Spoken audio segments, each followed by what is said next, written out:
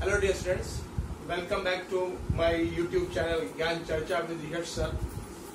और आज हम चर्चा करेंगे आरबीआई के गवर्नर के जो स्टेटमेंट आया भारत की इकोनॉमी को सुधारने के लिए, कोविड-19 के लिए जो समस्याएं चल रही हैं, अभी जो लॉकडाउन चल रहा है उसको लेकर बैंकों के लिए नई गाइडलाइंस जारी की गई हैं। देश में किस प्रकार से अभी मनी का फ्लो है, किस प्रकार से अर्थव्यवस्था को सुधारा जाएगा, 2020-21 के लिए हमारी अर्थव्यवस्था की क्या संभावनाएं हैं, इनके ऊपर जो है वो आरबीआई गवर्नर ने पूरा एक स्टेटमेंट प्रेस कॉन्फ्रेंस में दिया।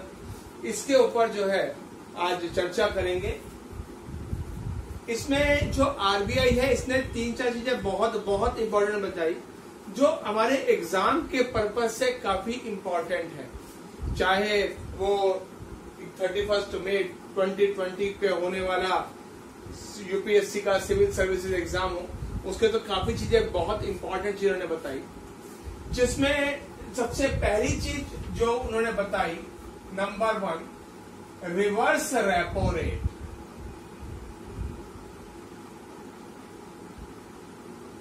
विपरीत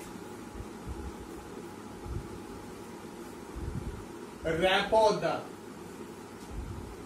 विपरीत रेपो दर क्या होती है, इसके बारे में मैं आपको पूरी सूचना जो है, पूरे इंफॉर्मेशन आपको दे चुका हूं। मेरी जो पहली 2 वीडियोस आई थी जिसमें हमने मॉनेटरी पॉलिसी, मौद्रिक नीति का पूरी चर्चा करी थी, उसमें जो है ये हमने डिटेल्ड में हमने डिस्कशंस किया था। इसका लिंक जो है हम आपको शेयर कर देंगे ताकि आप इसको दोबारा से एक बार देख सकें। रिवर्स रेपो रेट, एक्चुअली अभी तक जो रिवर्स रेपो रेट थी इट वाज 4%। 27 मार्च 2020 को आरबीआई ने जो प्रेस कॉन्फ्रेंस किया था, जो अपनी मॉनेटरी पॉलिसी दी थी, उसमें जो रिवर्स रेपो रेट थी वो 4.90 से घटाकर 4% कर दी थी। और इसको आरबीआई ने आज फिर से रिड्यूस कर दिया है, reduced by 25 basis points. RBI ने जो है रिवर्स रेपो रेट को 25 बेसिस पॉइंट से कम कर दिया है। यानी कि अब जो रिवर्स रेपो है वो हो गई है 3.75%। इसका सिंपल सा अर्थ हो गया, आरबीआई ने बैंकों को बोला है कि आपको कोई भी पैसा अब मेरे पास जमा करवाने की आवश्यकता नहीं है। आपके पास जो पैसा है वो आप मार्केट में इन्वेस्ट कीजिए ताकि मार्केट में किसी तरह से पैसे की कमी ना आए। यानी कि इसके आधार पर आरबीआई ने बैंकों को और लिक्विडिटी और तरलता प्रदान कर दी है। यानी कि इसको घटाने से क्या हो गया, जो बैंक है उनको डिस्करेज कर दिया कि वो अपना पैसा आरबीआई के पास पार्क करे। अब वो अपना पैसा जो है वो पब्लिक में डिस्ट्रीब्यूट करें, लोन्स बांटे, ताकि मार्केट में मनी का फ्लो जो है बढ़े। इसके अलावा आरबीआई ने एक और चीज बताई कि पिछले कुछ समय से आरबीआई मार्केट में लगातार पैसा जो है वो इंक्रीज कर रहा है, चाहे वो रेपो रेट को कम करके हो या रिवर्स रेपो रेट को कम करके वो लगातार कर रहा है। और उनका कहना है, अब ये कहना है, एट प्रेजेंट जो कैश फ्लो है, cash flow in the market, आज बाजार में जो मनी जो अवेलेबल है दैट इज 3.2% ऑफ जीडीपी। यानी कि बाजार में एट प्रेजेंट भारत का जो टोटल जीडीपी है उसका 3.2% जो है वो बाजार में मनी के रूप में अवेलेबल है। यानी कि मार्केट में मनी की, पूंजी की किसी प्रकार की कोई समस्या नहीं है। मार्केट में जो पैसा है वो पूरी तरह से अवेलेबल है। बैंकों को अब ये चाहिए कि वो पब्लिक को और ज्यादा पैसा जो है वो इन्वेस्ट करे और ज्यादा से ज्यादा लोन्स बांटे। लेकिन यहां पर एक और समस्या अभी पैदा होगी। हमने बैंकों को तो बोला कि आप लोन्स बांटिए, लेकिन बैंक लोन्स बांटने हुए थोड़ा सा अभी शायद डरे, क्योंकि आरबीआई ने अपनी स्टेटमेंट में, जो आरबीआई के जो गवर्नर थे शक्तिकांत दास, उन्होंने यहाँ पर एक स्टेटमेंट दिया। उन्होंने बोला कि आने वाले कुछ समय में लोगों की जो लोन जिन लोगों ने लिया हुआ है बैंकों से, उनको अपनी ईएमआई को चुकाने में कुछ समस्याएं आएंगी। जब आरबीआई का ये मानना है कि लोग जितने भी बैंक के जो बोरोवर्स हैं, यदि वो अपना लोन चुकाने में असमर्थ रहेंगे तो बैंक भी उनको लोन देते हुए डरेगा, ताकि कहीं ऐसा ना हो जाए कि बैंक जो अपने कस्टमर्स को लोन दे वो रिकवरी उनसे वापस ही ना आए, जिससे बैंक की खुद की समस्याएं क्या हो जाए, बढ़ ना जाए। और क्योंकि यहाँ पर आरबीआई ने एक महत्वपूर्ण काम और किया है, जो बहुत ही इंपॉर्टेंट चीज है हमारे एग्जाम के अगर हम पॉइंट ऑफ व्यू से सोचें,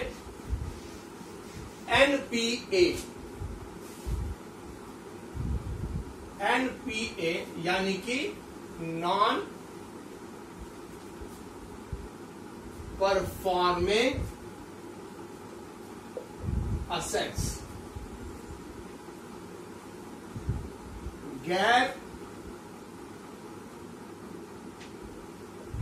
निष्पादित आस्तियां, बैंकों की जो गैर निष्पादित आस्तियां हैं। क्या होता है गैर निष्पादित आस्तियां?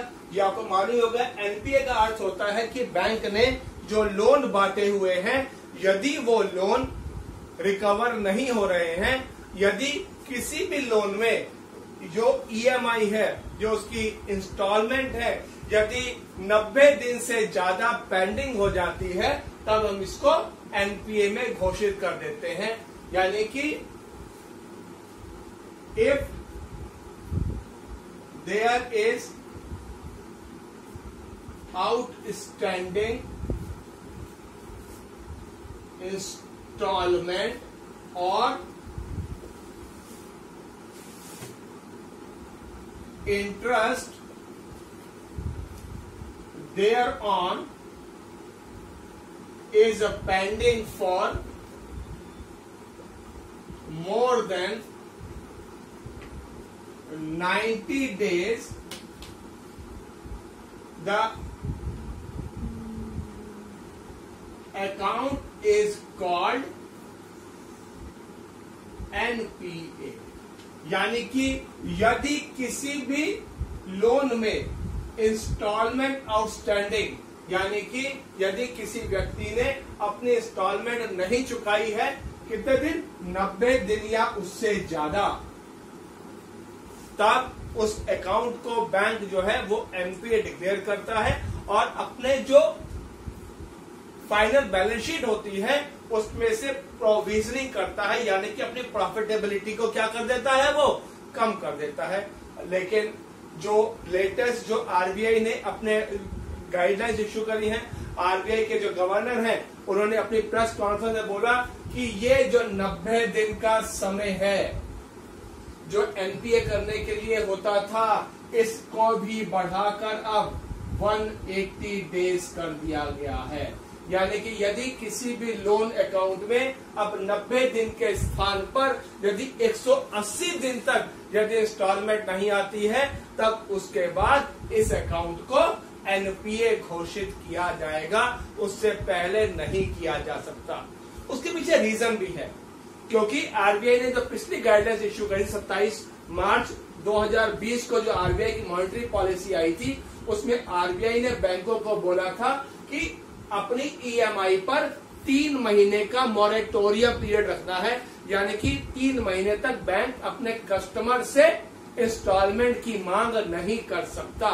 यदि कोई कस्टमर देना चाहे तो दे, यदि नहीं देना चाहे तो उसको 3 महीने के लिए आगे पोस्टपोन किया जा सकता है। इसी के आधार पर, क्योंकि 3 महीने के लिए इंस्टॉलमेंट का मॉरेटोरियम पीरियड बढ़ाया गया है, जिस कारण से इसको भी 90 दिन से बढ़ाकर 180 दिन कर दिया गया है। यानी कि और ये जो है ये लागू होगा 1 मार्च 2020 से। यानी कि 1 मार्च 2020 के बाद जितने भी लोन्स थे जिसमें EMI 90 दिन से ज्यादा पेंडिंग थी, अब वो 180 दिन तक जब तक पेंडिंग नहीं हो जाएगी तब तक उसको NPA घोषित नहीं किया जाएगा। ये बहुत ही महत्वपूर्ण जो गाइडलाइन है RBI ने इसमें जो है अभी जारी करी है। नेक्स्ट चीज जो RBI ने बताया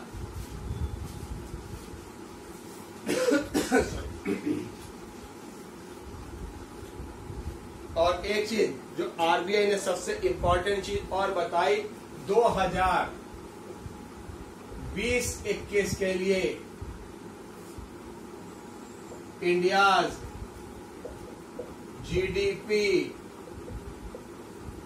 ग्रोथ रेट 2020-21 के लिए भारत का GDP